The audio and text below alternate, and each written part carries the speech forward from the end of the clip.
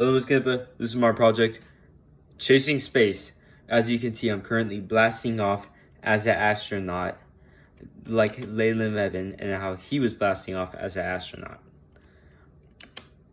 Now, this is my summary. The book Chasing Space is about former NASA astronaut, an NFL wide receiver, and chemist, Leyland Melvin. And he tells his journey from the field to space.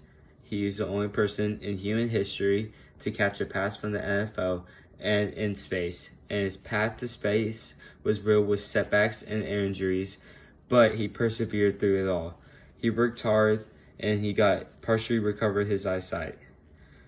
When he partially recovered his eyesight, he was able to go to space again.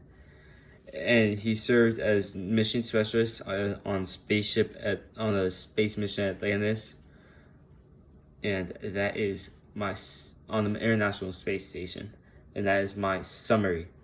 Now I am on to how it relates to science.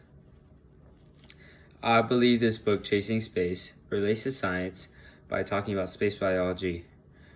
It talks about what happens whenever you go to space and how it changes your body, such as how whenever you go to space, sometimes if you're there for a elongated amount of time, your bones become less dense, so you have to work out constantly, every day for at least an hour.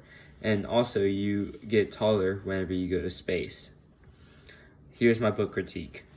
So my first critique is that I like the book of how all the people helped Leyland Melvin go to space and how he was given a second chance.